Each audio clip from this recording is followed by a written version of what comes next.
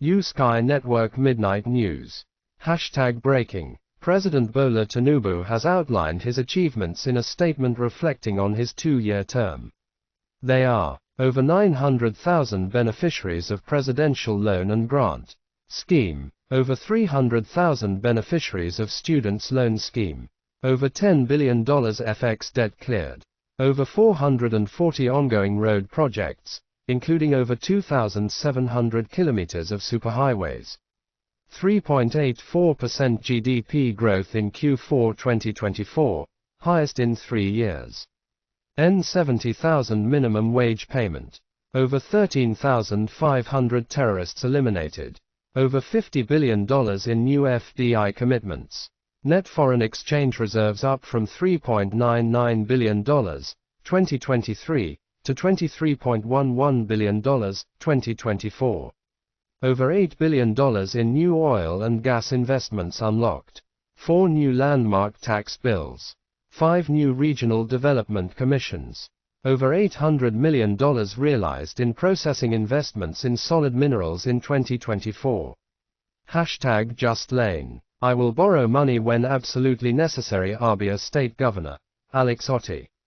Abia Governor Alex Otti pledges strict financial discipline, stating loans will be taken only for vital projects. He prioritizes timely salary and pension payments to boost the local economy.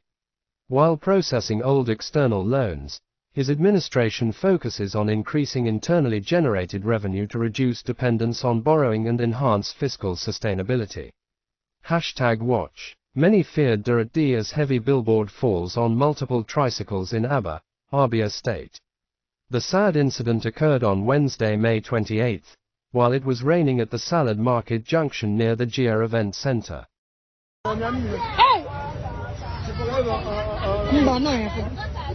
See, this is an accident. This iron something that was mounted at right choice. Just now the rain is falling.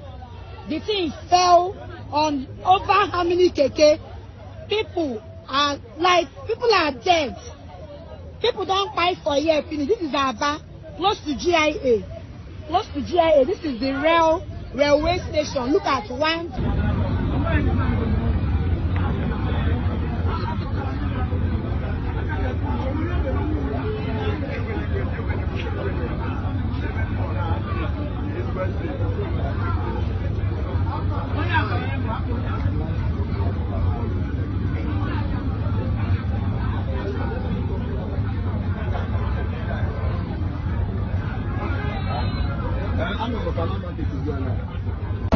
This is a terrible accident that happened in Aba, Abia State at GIA Event Center.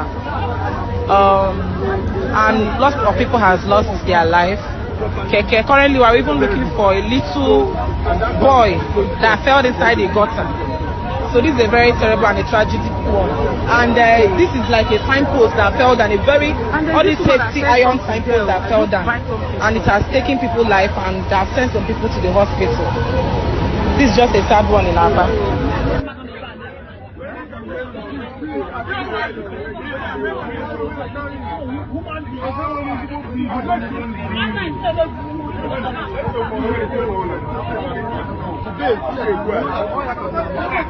How big this thing is.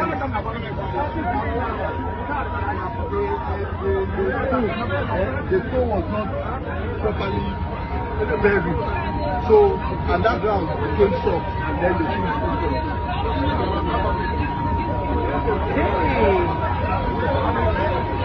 And there's this woman that says something there. I do buy something from.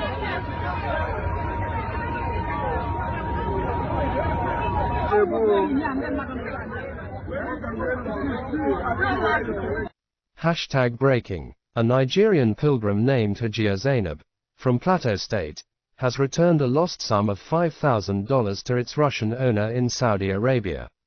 On Tuesday, in Masjidul Haram in Mecca, a Nigerian pilgrim discovered a sum of money equivalent to about 8,240,000 nairas, based on an exchange rate of 1,648 nairas per USD. Plateau State Pilgrims Board, led by Hon. Diabu Dauda, the National Hajj Commission, NAHCON, confirmed this. He said, She demonstrated exceptional integrity and honesty by returning $5,000 she found in Masjid al-Haram to its rightful owner. That's a remarkable act of kindness. Her actions embody the values of honesty, trustworthiness, and compassion, which are essential for a Muslim. May her story inspire others to emulate her exemplary behavior. May God rewards her abundantly. Amen. #breaking. Chelsea become the first team to win all four major European club trophies. Champions League, Europa League, Cup Winners' Cup, Conference League. Congratulations. #watch. President Bola Tinubu speaks at the Economic Community of West African States, ECOWAS, at its 50th anniversary celebration of the Economic Community of West African States, ECOWAS. He said, "Our regional cooperation on counterterrorism and financial crime reflects our shared commitment to peace and safety. In governance, ECOWAS has upheld democratic norms through election observation and mediation." It is of a great pride and deep gratitude that I address this distinguished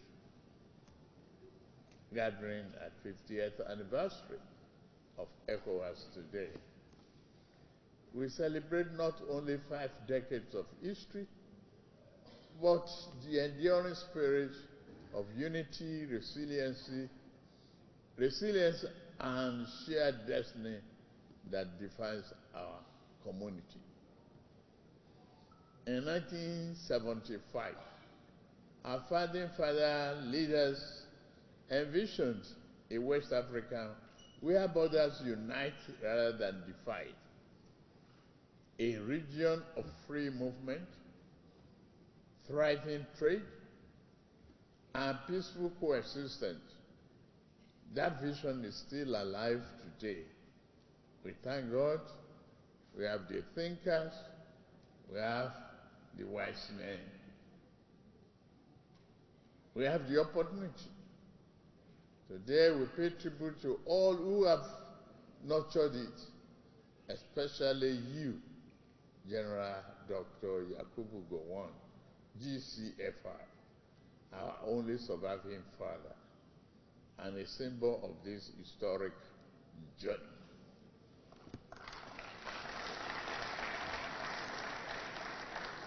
I salute past and present head of states,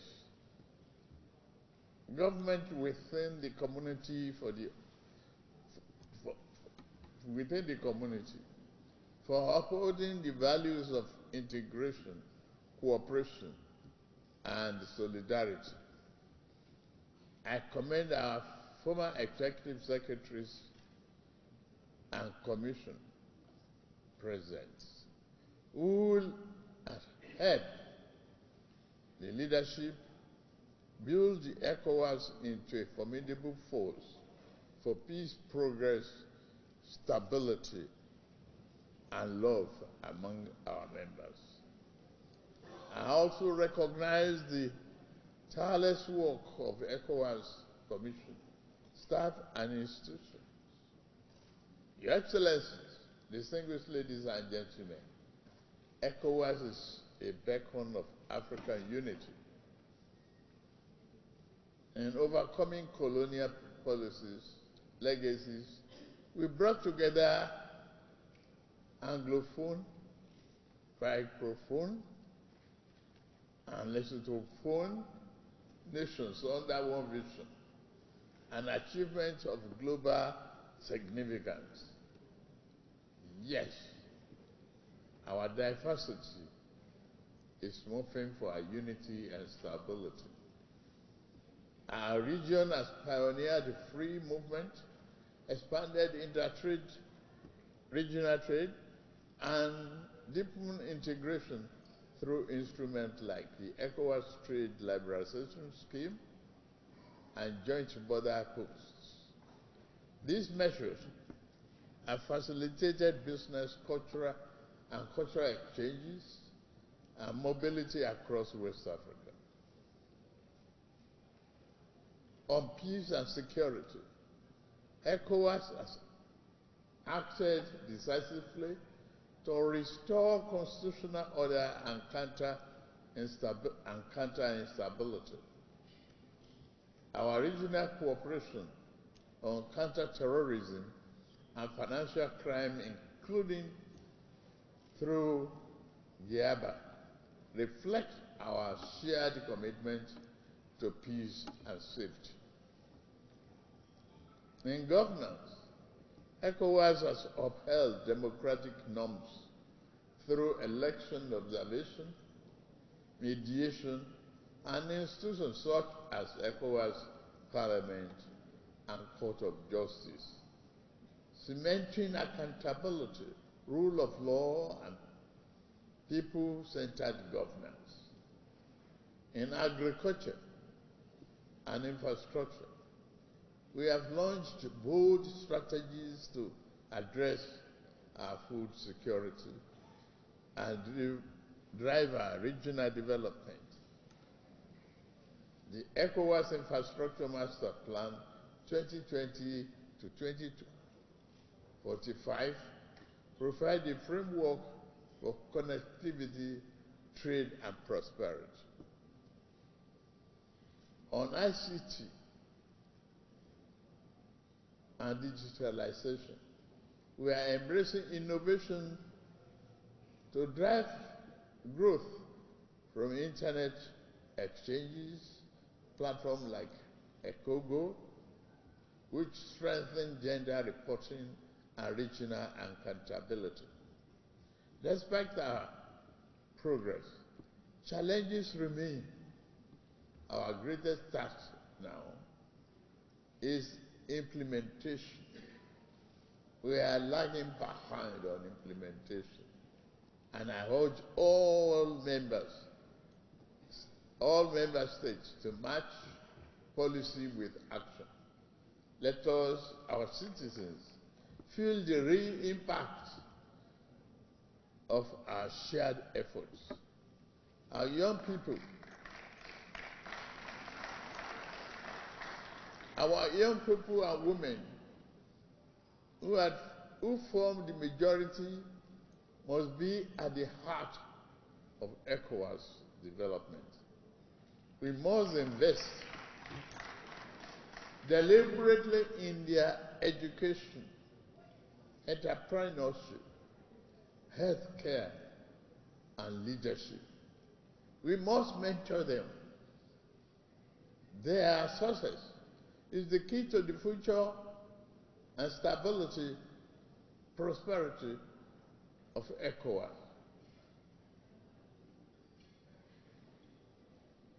For nearly 40 years, Nigeria has supported regional capacity building through technical aid corps. We remain committed to deploy skilled professionals to ECOWAS countries, and we continue to honor every eligible request. I promise you. Your Excellencies, distinguished ladies and gentlemen, as we look forward to the next 50 years, let us renew our compact with one another with courage, clarity, respect, and determination. That we will promote trade, we will promote unity, we will conquer all forms of challenges, that is terrorism, banditry, and hatred. The work of integration is never done. Each generation must carry the flame forward, lighting the path of unity and shared progress for those who come after. They are all here. The youths.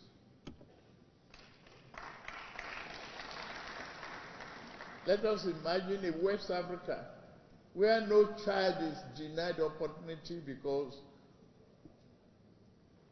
of where they were born or how they were born.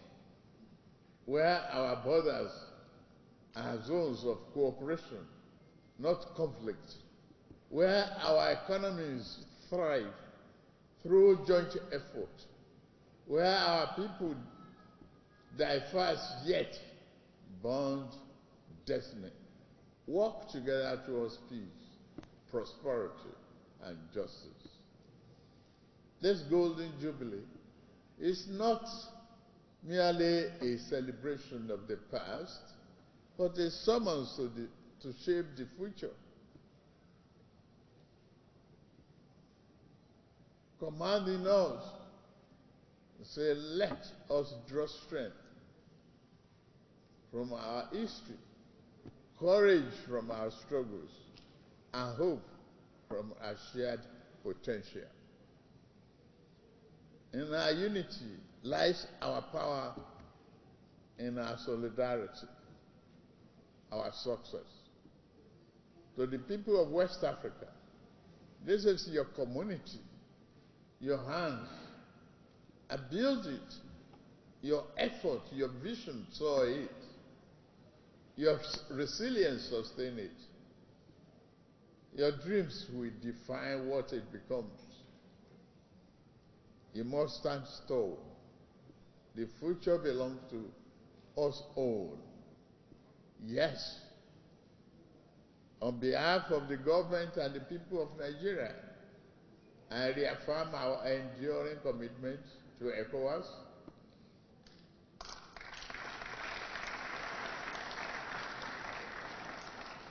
the ideal that it represents is great for us. It's very inspiring. It's part of a renewed hope agenda.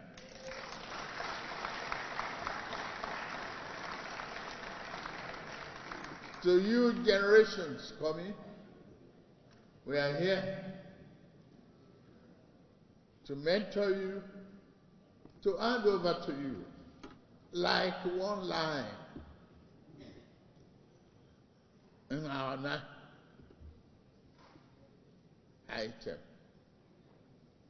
We want to hand a banner without stain to you, the youth of West Africa.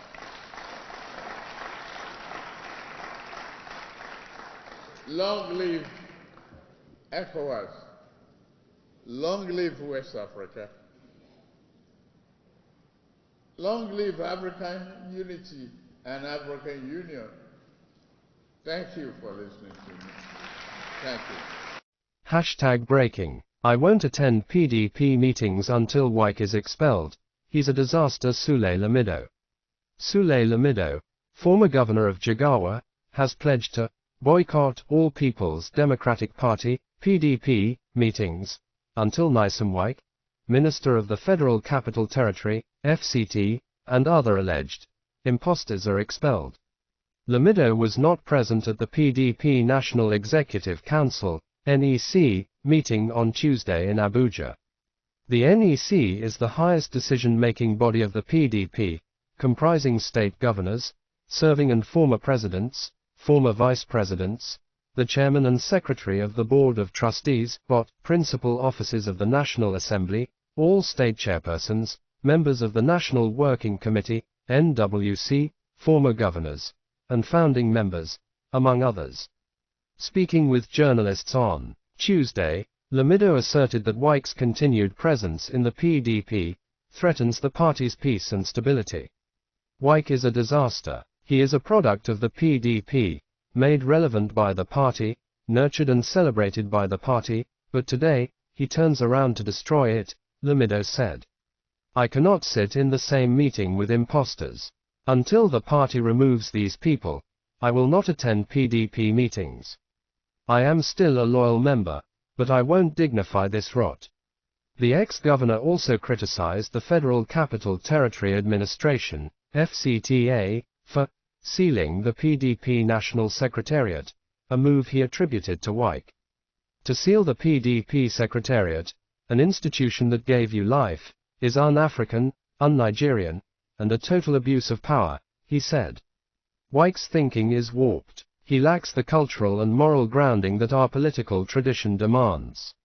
Lamido faulted the PDP's National Working Committee, NWC, for failing to expel Wike and other members accused of engaging in anti-party activities. What exactly is the NWC afraid of? He asked. Why hasn't Wike been expelled?